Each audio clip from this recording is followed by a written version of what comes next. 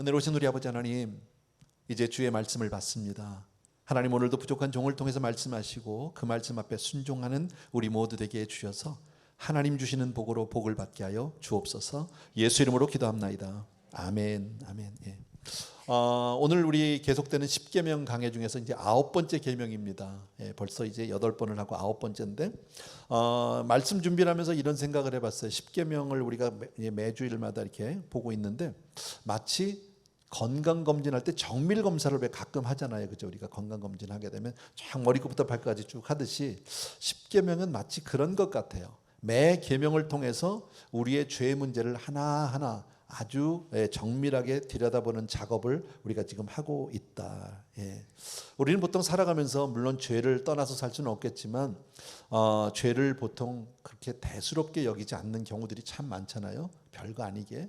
예, 근데 우리 몸 안에 있는 어떤 그 작은 병이, 질병이, 여러분 아픈 곳들이 작지만 그냥 그대로 두면 그게 점점 자라서 결국은 우리를 망가뜨리고 무너뜨리듯이 그 작은 죄도 처리하지 않으면, 예, 그 작은 죄도 우리가 예수 그리스도 은혜 안에서 해결하지 않으면 결국 망하게 된다라는 거예요. 그래서 우리는 한 계명 한 계명을 보면서 조금 마음을 두고 조금 깊이 있게 보는 것이 좋겠다, 그런 생각을 했습니다.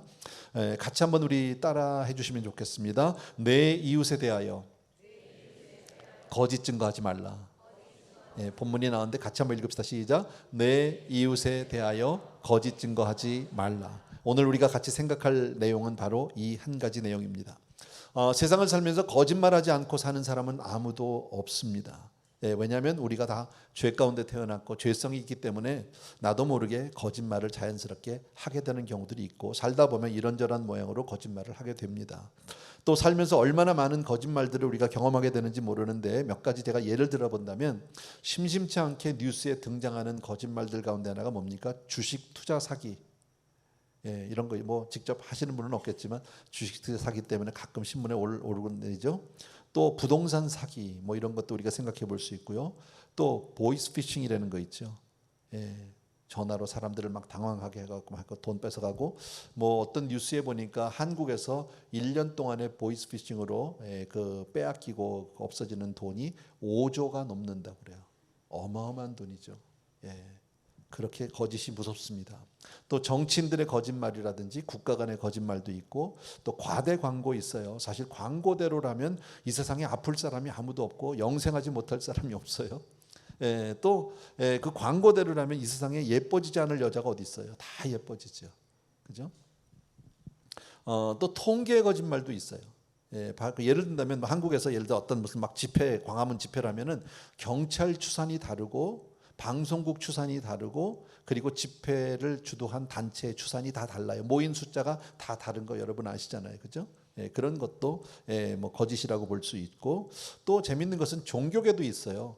기독교, 카톨릭, 불교 신도의 숫자를 더하면 대한민국 인구보다 훨씬 많아요. 속상한 일이죠. 또 좋지 않은 소문을 퍼뜨리는 것. 자기가 좋아하지 않는 사람에 대해서 지나치게 공격적인 발언이라든지 악의적인 사실들을 확인도 없이 음해성 루머로 퍼뜨리는 경우들. 그렇게 되면 당사자는 치명적인 피해 영향을 받을 수 있다. 이런 것도 우리 많이 볼 수 있어요. 그런가 하면은 착한 거짓말도 있어요. 뭐 착한 거짓말이 허용이 되느냐 안 되느냐에 대해서는 찬반론이 있기 때문에 그건 제가 말씀드리고 싶지는 않고요. 착한 거짓말이라는 건 이런 거죠. 과거에 보면 이제 이런 일들이 있었어요. 부모님들이 대개 보면 애들하고 같이 고기를 먹을 때 고기는 역시 힘줄이 제맛이야 뭐. 근데 내가 이 나이 돼 봤는데, 나이가 들었는데요, 아직도 난 고기가 맛있지 힘줄이 맛이 없어요. 아마 아이들에게 고기를 먹이려고 부모님들이 일부러 그렇게 말씀하셨던 것 같고요. 엄마는 배불러, 많이 먹었어, 너희들이나 많이 먹어. 이것도 착한 거짓말이라면 거짓말일 수 있고요. 또 흔히들 요즘에 우리 성도님들은 안 하는데, 과거에 뭐 간밤에 저 산타클로스 할아버지가 다녀가셨어 뭐 이런 거. 또 뭐 흔히들 우리 뭐 뚱뚱한 사람한테 뚱뚱하지 않고 딱 보기 좋다고 뭐 이런 거. 저한테 그런 분들이 있어요. 목사님 젊어 보이세요. 듣기는 나쁘진 않은데 젊은 사람한테는 젊어 보인다는 얘기는 안 하겠죠. 나이가 들었다 그 얘기겠죠. 이해는 됩니다. 가장 제가 듣고 싶은 착한 거짓말은 그런 겁니다. 오늘 목사님 설교에 너무 은혜 받았어요. 뭐 이런 거. 예, 거짓말이라도 해주시면 제가 좋아합니다. 어쨌든 우리 살아가면서 이런 많은 거짓말과 함께 살아갈 수밖에 없는데, 그렇다고 거짓말은 괜찮은 것이냐? 그렇지 않아요. 거짓말은 분명히 나쁜 거고 폐해가 있어요. 여러분, 거짓이라는 게 뭡니까? 사실이 아닌데 사실인 것처럼 꾸미는 거잖아요. 실제는 없는데 있는 것처럼 만드는 게 거짓말 아닙니까? 여러분, 그런데 이 거짓말은 인간관계나 어떤 공동체나 사회나 국가 전체를 흔들어 놓는 진실의 문제가 될 수 있어요. 얼마든지요. 여러분, 우리 삶 속에서 예를 들어서 내 이웃에게 거짓 증거하지 말아라, 이런 것은 공동체에 아주 치명적인 영향을 줄 수 있다. 왜냐하면 그 거짓이 공동체 안에 끼어들어가면 공동체가 깨어지기 때문에 그래요. 아주 우리가 조심해야 되는 거예요. 에베소서 4장 25절을 보면 이런 말씀이 있어요. 같이 한번 읽어봅시다. 시작. 그런즉 거짓을 버리고 각각 그 이웃과 더불어 참된 것을 말하라. 이는 우리가 서로 지체가 됨이라. 왜 우리가 정직하게 해야 됩니까? 거짓을 말하면 안 됩니까? 이는 우리가 서로 지체라는 거예요. 그리스도 안에서 지체인데 그 가운데 거짓이 들어가면 그 지체는 깨어질 수밖에 없고 나뉠 수밖에 없다라는 거예요. 여기에 대해서 좋은 예가 사도행전에 나오는 아나니아와 삽비라 이야기예요. 여러분, 아나니아 삽비라 이야기는 우리가 다 알지만 하나님께서 거기에 대한 대응은 아주 초강경이었었어요. 그죠? 그래서 아나니아도 죽었고 삽비라도 즉석에서 아주 그 즉시 뭡니까 현장에서 죽어버렸어요. 아시잖아요? 왜 그러셨을까요? 여러분, 사실 그 당시 초대교회는 성령 강림 이후에 처음으로 세워지는 교회, 신생교회예요. 그런데 이 교회, 하나님의 거룩한 교회가 거짓의 터전 위에 세워질 수 없다라는 것을 아주 주님께서 일벌백계 좋은 예로 그냥 보여주신 거예요. 사실 우리가 그 말씀을 우리 자신에게 대입을 하면 사실 자유할 수 있는 사람이 별로 없어요. 왜냐하면 우리도 다 하나님 앞에 그런 거짓이, 크고 작은 거짓들이 있기 때문에. 만약에 그 말씀이 오늘도 그냥 그대로 동일하게 우리에게 적용된다면 우리 가운데 살아남을 사람이 몇 명이나 되겠습니까? 그잖아요. 11조 떼어 먹으면 다 죽인다 그러면 다 죽었겠죠. 어떻게 보면요. 그잖아요. 온전한 11조를 안 한다 그러면 그래도 죽을 거 아닙니까? 그러나 그렇지 않고 살아있는 것은, 그러나 하나님이 아나니아와 삽비라를 통해서 우리에게 큰 본을 보여주신 거예요. 얘를 어쨌든 하나님의 교회는 정직 위에, 진실 위에 서야 한다. 거짓 위에 세워질 수 없다라는 거예요. 이 거짓에 대한, 거짓말에 대한 폐해는 여러 가지가 있겠지만 제가 한두 가지 이 자료들을 찾아봤어요. 2017년에 한국에서 있었던 일인데 240번 버스 목격담이라고 되어 있더라고요. 그 기사님도 있는데 그 방송에서 이렇게 캡처를 했습니다. 내용은 뭐냐면요, 240번이라는 버스를 탔는데 이게 SNS 글에 이제 올라왔어요. 누군가가 거짓으로 글을 올렸는데 아이만 내렸다는 거예요. 정류장에서. 그래가지고 그 애기 엄마가 우리 아이만 내렸어요. 큰일 났어. 좀 차 좀 세워주세요. 그러는데 운전기사가 그냥 모른 척하고 그 다음 정류장까지 갔다라는 거예요. 여러분, 이게 실제 상황이면 정말 너무 당혹스러운 거죠. 얼마나 힘들었겠습니까? 그래가지고 난리가 났습니다. 그 글이 올라와가지고 사람들이 막 그 기사를 욕을 하고 그 버스 회사를 욕을 하고 막 그래가지고 버스 회사가 굉장한 피해를 보고 결국 버스 운전사는 그 직업을 떠나야만 했었다고 그럽니다. 정말 무서운 얘기죠. 근데 나중에 CCTV를 확인해 봤더니 사실이 전혀 아니에요. 그런 사실조차 없었어요. 거짓말이 주는 폐해겠죠. 무섭죠. 2012년에 한국에서 채선당 임산부 폭행 사건이 있습니다. 한번 보여주십시오. 이거는 PD수첩에 나왔던 건데요. 갑자기 식당 앞에서 뒤통수 머리채를 잡더니 사장 남자가 그냥 아무 말 없이 서서만 있었습니다. 전 비명을 지르며 나 임신 6개월이라고 건들지 마 하면서 악을 썼는데 그 말을 듣자마자 아줌마가 제 배를 걷어찼습니다. 임신 6개월의 산모를 그 사장 부인이 배를 걷어찼다는 거죠. 그래서 이 일로 인해서 그 채선당이라고 하는 비즈니스는 문을 닫았고요. 그리고 그 점주는 가게를 접고 농사를 하게 되었습니다. 시골로 내려가서. 기자가 인터뷰를 했더니 창피해서 죽고 싶은 생각까지 들었고 온 가족이 정신적으로 큰 상처를 받았다. 가게를 시작할 때 2억 8천만 원을 들여서 했는데 거의 1억 원을 손해보고 어쩔 수 없이 가게 문을 닫을 수밖에 없었다. 근데 이 내용은 사실이 아닙니다. 전혀 사실이 아닙니다. 여론의 문매를 맞고 가게 하나를 완전히 망하게 했고, 뭐 옛날에 그런 일이 있었잖아요. 어떤 뭐 무슨 기자가 또 그래가지고 뭐 한 것도 있었고, 뭐 그랬던 것도 있었던 것 같습니다. 또 하나 사진 보여주실래요? 그 다음 사진. 결코 마약을 하지 않았습니다. 가수 겸 배우 박유천 씨는 4월 10일 기자회견에서 이렇게 말했습니다. 하지만 머지않아 구속 수감되며 거짓말이 전부 들통났습니다. 이 내용은 아마 여러분들이 신문에서 기사에서 본 기억이 아마 있을 겁니다. 이런 거짓말들 얼마나 많은지 몰라요. 여러분, 이렇게 거짓말이 주는 폐해도 크지만 거짓말이 왜 무서우냐 하면, 거짓말은 거짓말의 대상을 속이기 이전에 먼저 자기 자신을 속여야 하는 것이기 때문에 그렇습니다.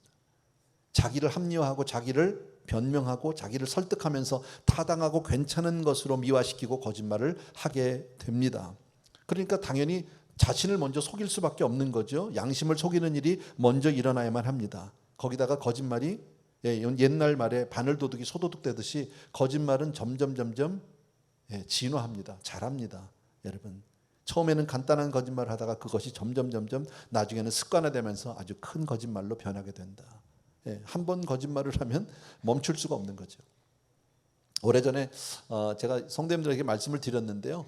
제가 김광신 목사님 밑에서 신앙생활 할 때 김 목사님이 그런 예를 한번 들어준 적이 있어요. 당신이 목회자가 되기 전이에요.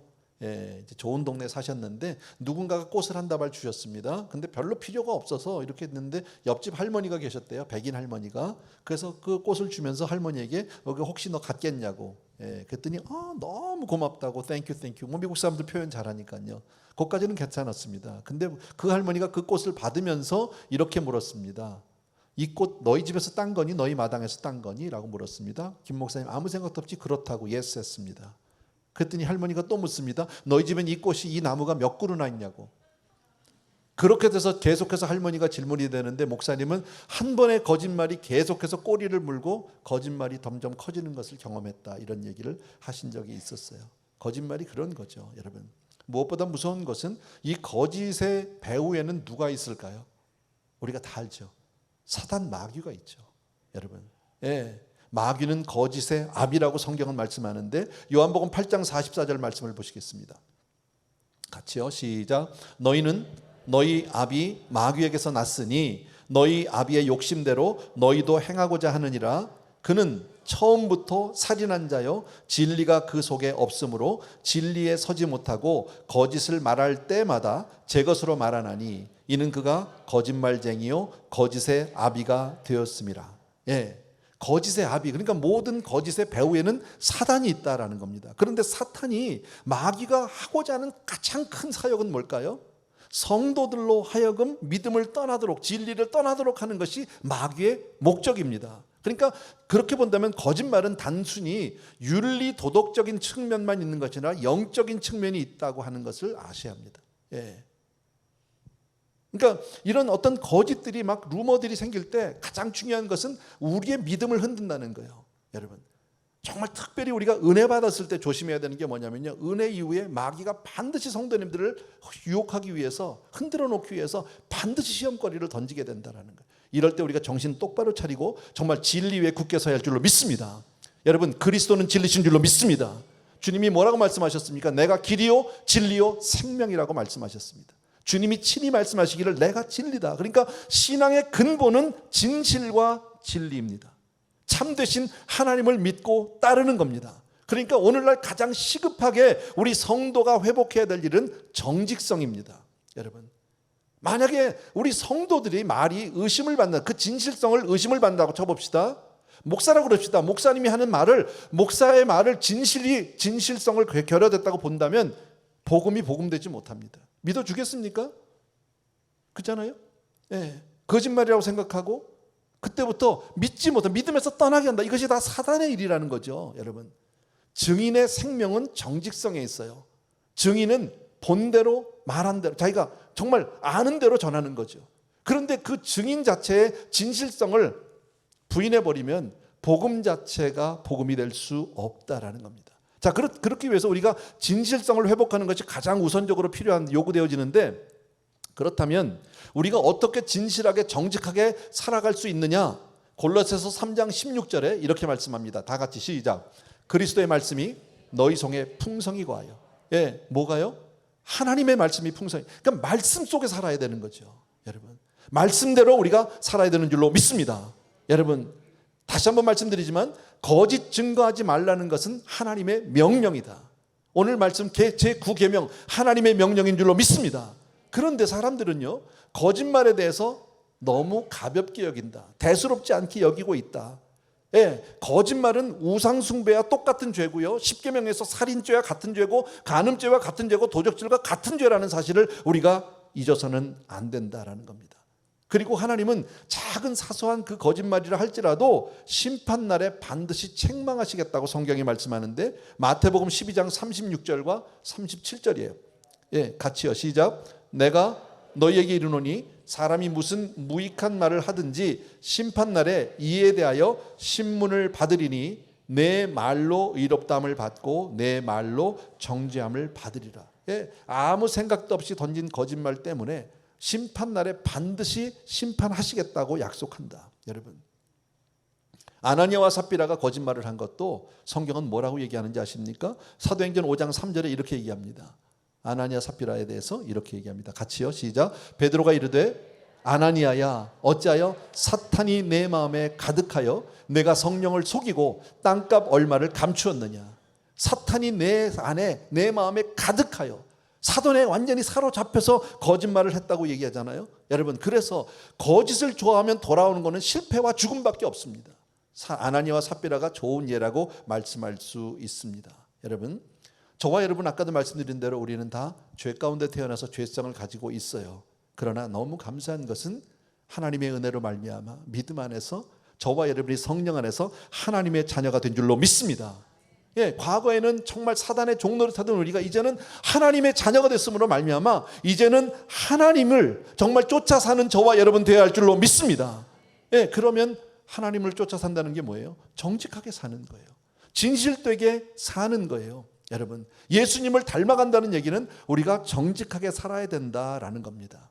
예, 사단이 거짓의 아비라면 하나님은 정직 그 자체이신 줄로 믿습니다.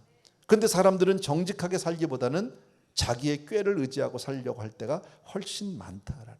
예, 오래전 얘기지만은요, 중학교 2학년 아이들을 상대로 한국에서 통계 자료 조사를 했습니다. 서베이를 했는데 정직하면 어떻게 되느냐 그랬더니 아이들의 대답이 거의 90몇 %가 망한다 했어요. 참 슬픈 얘기 아닙니까? 중학교 2학년 아이들이 사회에서 정직하게 살면 망한다라고 대답을 하고 있다는 것은 사회가 얼마나 정말 무너져가고 있고 쓰러져 있는지를 우리가 잘 볼 수 있다라는 거예요. 예, 전도서 7장 29절에 보면 이렇게 말씀합니다. 예, 제가 그냥 읽을게요. 내가 깨달은 것은 오직 이것이라 곧 하나님은 사람을 정직하게 지으셨으니, 예, 사람이 많은 꾀들을 낸 것이라. 하나님은 우리를 지을 때 정직하게 지었는데 인생이 타락함으로 말미암아 그 인간의 꾀, 사단의 꾀들을 자꾸 낸다라는 겁니다. 여러분, 거짓말을 하는 것은 왜 거짓말을 할까요? 상대가 모를 거라고, 속을 거라고 생각해서 하는 거, 착각하는 거죠. 상대방은 속을 수 있을지 몰라요. 듣는 사람은, 거짓말을 듣는 사람은 혹해서 미혹될 수 있을지 모르지만 하나님은 아신다라는 거죠. 하나님은 불꽃 같은 눈동자로 오늘 우리를 지켜보고 계시는 줄로 믿습니다. 그래서 정직하게 살아야 하고, 정직하게 사는 것은 가장 복된 일이에요. 왜? 정직하게 살면 나만 잘 되는 게 아니라 내 후손들도 잘 된다. 그것이 성경이 우리에게 약속해 주는 거예요. 저는 이 생각을 해봤어요. 아나니아와 삽비라가 혹시 부부 중에 한 사람이라도 정직을 말했다면 어때요? 정직하게 말했다면요, 어쩌면 용서함을 받고 상도 받았을지도 몰라요. 예, 어쩌면이 아니라. 근데 두 부부가 똑같이 거짓말을 하니까 그냥 그 자리에서 즉사하고 말지 않습니까? 예, 거기에서 반면에 열왕기상 3장 6절 말씀을 잠깐 보시면요, 예, 같이 한번 읽어볼까요? 천천히 시작. 솔로몬이 이르되 주의 종 내 아버지 다윗이 성실과 공의와 정직한 마음으로 주와 함께 주 앞에서 행함으로 주께서 그에게 큰 은혜를 베푸셨고 주께서 또 그를 위하여 이 큰 은혜를 항상 주사 오늘과 같이 그의 자리에 앉을 아들을 그에게 주셨나이다. 무슨 얘기입니까? 솔로몬이 이런 고백을 하죠. 우리 아버지 다윗이 정말 성실과 공의와 정직하게 하나님 앞에 살았더니 하나님이 우리 아버지 다윗을 축복해 주셨고 더 나아가서 나에게도 복을 주셨다, 그 얘기죠. 여러분, 하나님은 정직한 자에게 복을 주시는 줄로 믿습니다. 한번 따라합시다. 정직이 힘이다. 정직이 힘이다. 여러분, 뉴스를 통해서 보십시오. 보면은 정직하지 못하면 아무리 위대한 정치인도 무너질 수밖에 없어요. 아무리 돈이 많은, 아무리 엄청난 대단한 능력 가진 재벌들도 무너질 수밖에 없어요. 한순간요. 여러분, 대개 선진국일수록 그래도 좀 정직하죠. 후진국보다는요. 후진국은 사회 구조 자체가 정직하게 살기가 너무 어려운 거예요. 몇 년 전에 제가 우리 아르헨티나에 계시는 우리 이재범 선교사님에게 들었던 이야기인데요. 선교사님이 집은 이제 부에노스아이레스 그 수도에 있는데 사역지들은 이제 지방에 많이 있으니까요. 지방에 이제 그 강의를 하기 위해서 가셨어요. 떠났어요. 그래서 강의를 한참 하고 있는데 연락이 온 겁니다. 뭐냐면 선교사님 집에 도둑이 들었어요. 그래서 막 물건들을 훔쳐가고 그랬다고. 그러지만 갈 수도 없잖아요. 그 먼 거리에서 여러 시간 떨어진 곳이니까 갈 수도 없고 답답했는데 마침 들려온 얘기는 경찰들이 지금 그 집을 다 지켜주고 있으니까 그렇게 알고 있으라고. 그래서 경찰이 보호해 주시는 거나 그렇게 알고 집회를 다 마치고 며칠 뒤에 집으로 돌아가셨습니다. 가서 보니까요, 좀도둑이 들어와서 훔쳐간 것보다 경찰이 훔쳐간 게 더 많더래요. 아르헨티나가 지금 여러분 얼마나 어려운지 알죠? 경제적으로요. 거의 지금 파산 위기입니다. 그래서 인플레이션 이루 말할 수 없고요. 선교사님들 아마 지금 굉장히 힘드실 겁니다. 그 가운데서요. 전에 제가 또 오래전에 그 월남을 갔을 때 이야기인데 그 당시에 월남의 경찰 봉급이 US 달러로 20달러입니다. 근데 그 당시에 생활은 한 가족이 생활하기 위해서는 적어도 100달러가 필요한 거예요. 그러면 경찰 공무원이 20달러의 월급을 받고 100달러의 생활을 어떻게 하겠습니까? 그럼 80달러는 부정한 방법으로 받을 수밖에 없는 거죠. 대한민국도 옛날에 그러지 않았습니까? 1960년대 저 기억하는데요. 어렸을 때 제가 직접 한 건 아니지만 교통경찰이 잡으면 운전면허증과 더불어서 지표 몇 장을 꼬깃꼬깃 접어서 함께 주면 그냥 티켓 안 띄고 가는 거 아닙니까? 차가 없어서 모르시죠? 그때 당시에. 우리 집만 차가 있었어요. 제가 그거는 오래전에 헝가리에서도 경험해봤어요. 김광신 목사님과 함께 유럽에 그 선교를 갔었는데 헝가리에 갔을 때 제가 렌트카를 해가지고 어딘가를 갔어요. 성도님들하고. 그래서 거기서 차를 세워놓고 그리고 구경을 좀 하고 그리고 차로 돌아왔어요. 1시간쯤 있다가. 그랬더니 말은 안 통하는데 경찰이 와가지고 뭐라고 그러면서 그러더라고요. 그래서 내가 그냥 이렇게 그 국제면허증을 줬어요. 그랬더니 뭐라고 그래. 못 알아들으니까 너 가질래는 가져라 그러고서는 가려고 그랬더니 총을 뽑더라고요. 권총을 뽑아서 너무 놀랐어요. 그래서 어떡할까 하다가 얼른 US 달러 5불을 줬어요. 그냥 이렇게 5불을 줬더니 5달러를 줬더니요. 총을 금방 넣더니 경례를 딱 붙이고 길을 열어주더라고. 5불의 위력을 그때 봤어요. 이게 후진국이니까 가능한 거죠. 여러분. 선진국 같으면 어림도 없는 얘기죠. 여러분. 어쨌든 후진국일수록 좀도둑, 날치기 그런 게 얼마나 많은지 몰라요, 여러분. 정직성이 결여되어 있다 이런 거, 여러분. 그러나 성경은 뭐라고 말합니까? 정직해야 성공한다. 정직해야 복을 받는다. 이것이 성공의 법칙인 줄로 믿습니다. 잠언 14장 11절에 이렇게 말씀합니다. 시작. 악한 자의 집은 망하겠고 정직한 자의 장막은 흥하리라. 다시 한번 시작. 악한 자의 집은 망하겠고 정직한 자의 장막은 흥하리라. 아멘. 그러니까 성경대로 살 때, 정말 말씀대로 살아갈 때 능력 있는 사람이 되고 힘이 있는 국가가 될 수 있고 정말 부흥되는 교회가 되는 줄로 믿습니다. 그런데 참 안타깝게도 사람들은 하나님의 말씀보다는 세상적인 방법을 취할 때가 너무 많이 있다. 한 번만 더 따라해 주시면 좋겠습니다. 다 같이요. 정직이 축복이다. 다시 한번 시작. 정직이 축복이다. 우리 교회는 신정직 목사님이 있어서 정직이 축복입니다. 사모님 정말 좋겠네요. 그죠? 시편 51편 10절에 다윗이 이런 고백을 합니다. 하나님이여 내 속에 정한 마음을 창조하시고 내 안에 정직한 영을 새롭게 하소서. 유명한 고백이죠. 이거 언제 고백한 거예요? 다윗이 나단 선지에게서 그 죄를 지적받고 난 이후에 하나님 앞에 기도한 거예요. 예, 내 속에 정한 마음을 창조하시고 내 안에 정직한 영을. 여러분, 여기서 정직한 영은 뭘 말씀하죠? 성령입니다. 그죠? 내 안에 성령을. 여러분, 다시 한번 말씀드리지만 무엇이 복이냐? 정직하게 사는 것이 복인 줄로 믿습니다. 지금 당장 내 눈에 보이지 않고 이 손에 아무것도 안 잡힌다 할지라도 정직하게 살아갈 때 때가 되면 하나님께서 복을 주실 줄로 믿습니다. 이것을 믿는 사람이 신앙인이에요. 그죠? 이것을 믿는 게 믿는 사람인 거죠.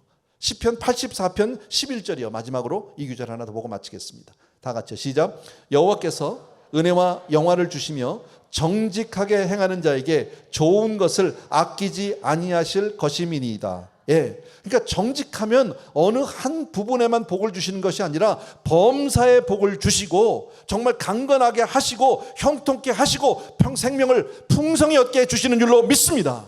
아멘. 저와 여러분은 정말 죄 가운데 있다가 하나님의 은혜로 말미암아 믿음으로 그 은혜로 말미암아 우리가 구원을 받고 하나님의 자녀, 빛의 자녀가 된 줄로 믿습니다. 빛의 자녀의 특별한 특징은 바로 뭐냐면 착함과 의로움과 진실함입니다. 다 같이 착함과 의로움과 진실함. 다시 한번 착함과 의로움과 진실함. 아멘. 이것이에요. 우리의 옛사람은 거짓이었었어요. 그러나 이제는 그리스도 안에서 빛의 자녀가 된 줄로 믿습니다. 그래서 우리 안에서 우리가 달라진 것, 예수 믿고 나서 달라진 것이 있다면 언어에 변한 거예요. 말 한마디를 해도 여러분 우리 입에서 거짓이 사라지고 진실을 말하는 그런 입술이 될 때 하나님과 우리와의 관계가 회복될 뿐 아니라 이웃과의 관계도 회복되어서 정말 우리의 삶이 주 안에서 형통하고 풍성한 복을 받게 될 줄로 믿습니다. 우리 성도님들 모두가 그런 복을 받게 되길 주의 이름으로 축원합니다. 아멘. 아멘. 우리 찬송가 하나 드리면서 우리 기도하겠습니다. 먹보다도 더 검은 죄로 물든 이 마음.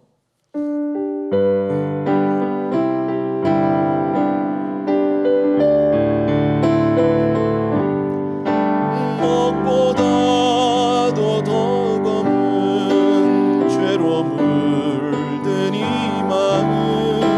흰 눈보다 더 이게 깨끗하게 씻겼네. 주의 보혈 흐르는 믿고 뛰어나가. 주의 은혜 내가 입어 깨끗하게 돼. 모든 의심 걱정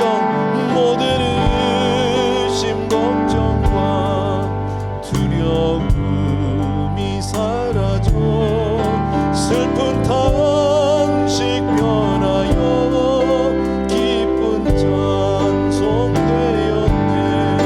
주의 보혈 흐르는 믿고 뛰어나가. 주의 은혜 내가 입어 깨끗하게 되었네. 우리 잠시 기도하겠습니다.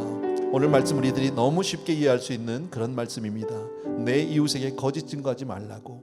정말 너희는 하나님의 자녀니 빛의 자녀니 의로움과 정직함과 진실됨으로 그렇게 살아가라고 우리 좀 말씀드립니다. 그 길이 잘 사는 길이고 그 길이 복받는 길이고 하나님을 기쁘시게 하는 길인 줄로 믿습니다. 하나님, 그런 마음으로 하나님 앞에 이 시간 우리 각자가 잠시 기도하는 시간 갖습니다. 기도하겠습니다.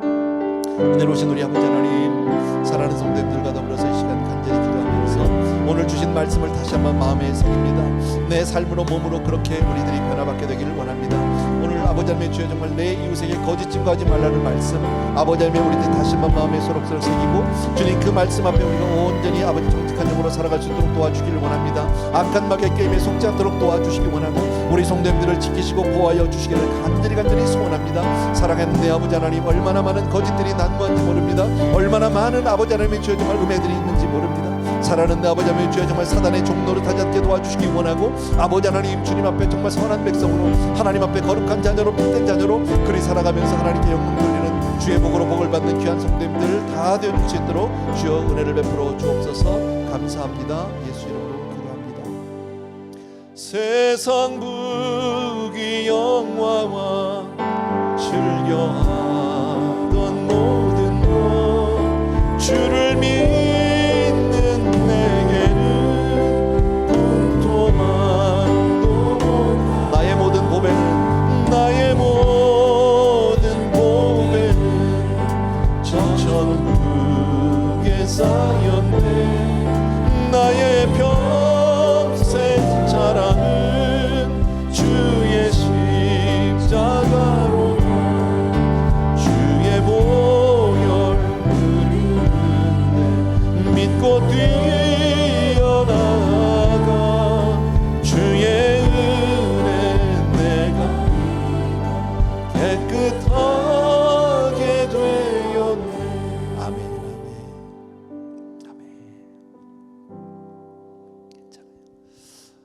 사랑하는 우리 아버지 하나님, 오늘은 특별히 내 이웃에게 거짓 증거하지 말라는 말씀을 들었습니다. 정말 우리의 연약함과 우리의 부족함을 잘 아시는 주님, 또 한 번 말씀을 통해서 내 삶을 그리스도 은혜 가운데서 말씀 안에서 세우게 도와주시기 원하고, 아버지 하나님, 주님이 기뻐하시는 의의 자녀, 정말 아버지는 공의의 자녀, 진실된 삶을 살아가는 그런 하나님의 자녀 다 되게 하여 주시옵소서.